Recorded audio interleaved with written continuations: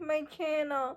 If you're new to my channel, I'm just a girl who likes reading romance, fantasy romance, paranormal romance, any kind of genre of romance in general. And I also happen to have cerebral palsy, and it would mean the world to me if you would subscribe to my channel. I also hope watching my videos can make your day just a little bit brighter. In today's video, I'm going to predict what books will be on the 2025 Goodreads Choice Awards. I saw my friend Just do this video, Monica do this video. Here are my predictions that are going to be on the list, but I do not know the ratings for these books on Goodreads. My friend Jess and Monica, if you want to know what star ratings these books have on Goodreads, please go watch their video. First up, for the romance category, Great Big Beautiful Life by Emily Henry. So every time Emily Henry releases a book, she is always on this list. She always wins. The Goodreads Choice Awards is very predictable. They always have the same author. Also featured on this list every year is Abby Jimenez, and she has Say You'll Remember Me. I believe every time Abby releases a book, her books are also in the top category of the romance genre. Her book is always up against Emily Henry's, and Emily Henry always wins. But Say You'll Remember Me was very popular this year. Next we have Allie Hazelwood. Now, she released 4 books this year. One is exclusively on Spotify. But the first book she released was Deep End. The book was Problematic Summer. The third book is Mate.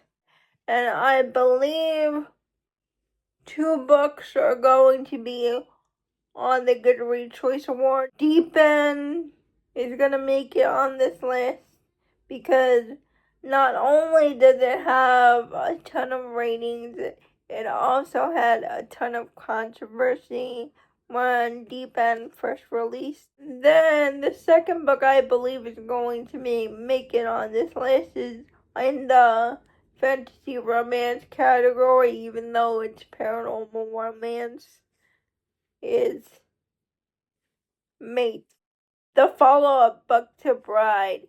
And Bride was on this list when it released. So I believe if Deep End is not on this list, Bride will be. Or both. Another author featured on this list every year is Carly Fortune. Now, I've never read her books, but she is always on this list. I don't remember the title of her book. I'll leave her book over here.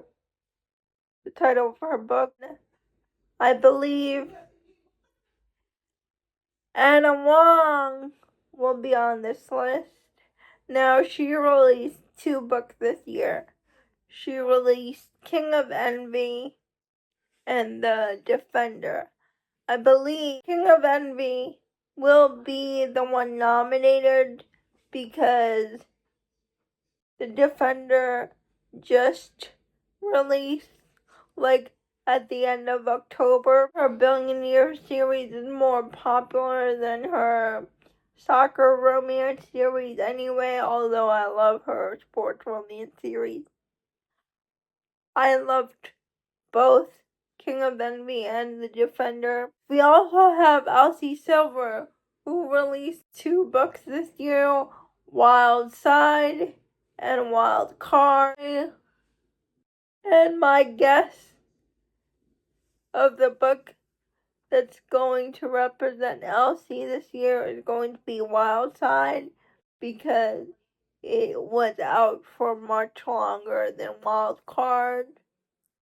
Next, we also have Megan Quinn. Her book was recently traditionally published, Till Summer Do Us Part, and it has a lot of ratings.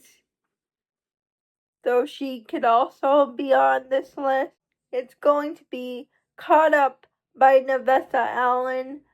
Reminded Back by Liz Tom 40 will also be on this list. I think 2 years ago.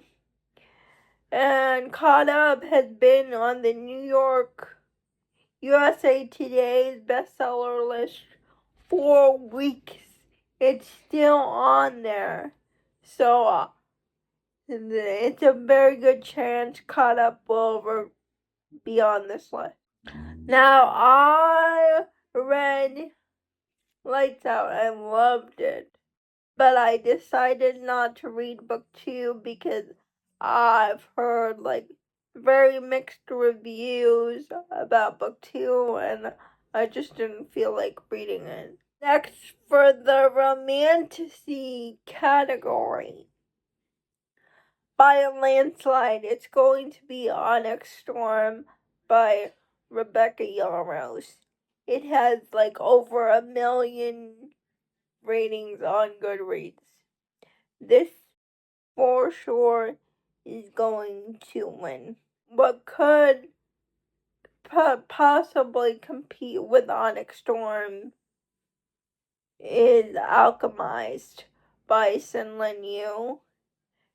It has also became so popular when it first came out. Everyone was talking about it on the internet.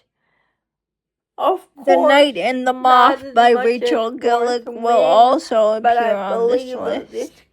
This Alchemized could stand a chance against Fourth Ring for Best Romantasy Book of the Year. Another book that could be on this list for the Romantasy category is Shield of Sparrow by Devney Perry.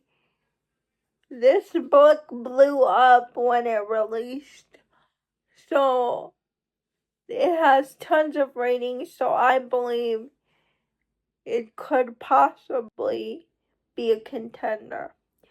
Also, we have Enchantra by Kylie Smith, the follow-up book to Phantasma, and when Phantasma was released, it was nominated for the Goodreads Choice Awards, so there's a pretty good chance Enchantra will be on this list. My last prediction would be The Wind Weaver by Julie Johnson.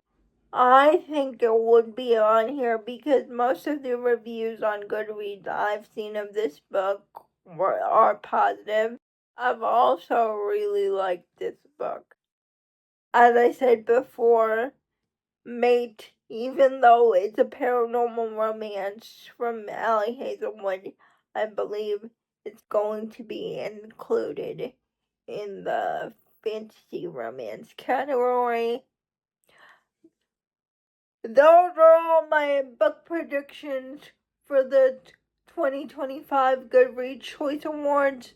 Please let me know what your predictions are. I would love to know. And if you want to know the ratings of these books, please go watch my friend Jess's and Monica's video. Please like, comment, and subscribe to my channel. Liking this video would help me out a lot. And I'll see you Monday. Bye. Have a good weekend.